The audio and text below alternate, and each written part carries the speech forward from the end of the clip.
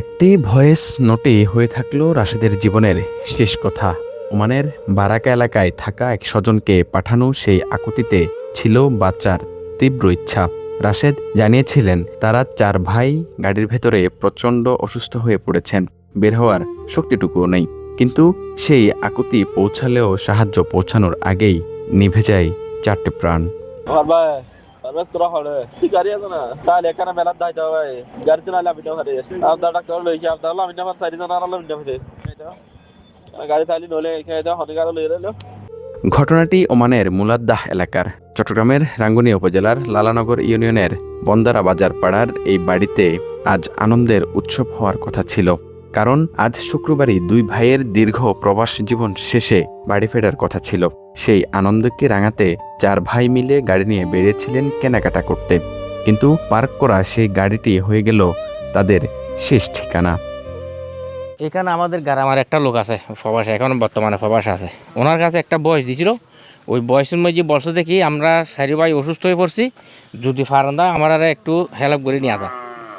যার কাছে মেসেজটা দিছিল উনি কাজে ব্যস্ত ছিল, উনি যাইতে পারে নাই।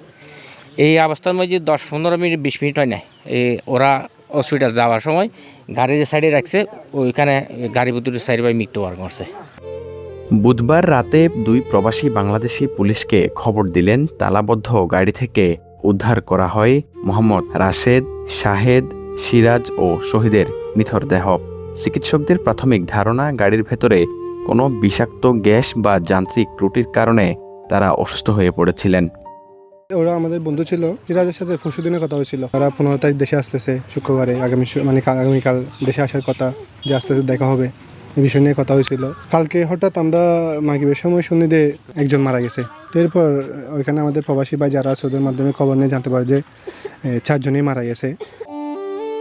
একসঙ্গে 4 ভাইয়ের মৃত্যুর খবরে এলাকায় শোকের ছায়া নেমে এসেছে। নিহতদের বাড়িতে ভিড় করছেন স্বজনরা। কিন্তু 4 জনের শোকে ঘরবন্দি পরিবার ভেঙে পড়েছেন এক ভাইসহ বাকি সদস্যরাও। মা এখনও জানেন না তার 4 সন্তান আর বেঁচে নেই, তাই বাড়িতে খুব একটা কাউকে ঢুকতেও দেন না পরিবারের বাকি সদস্যরা। আহমেদ সার্জিল, আগামীর সময়, চট্টগ্রাম।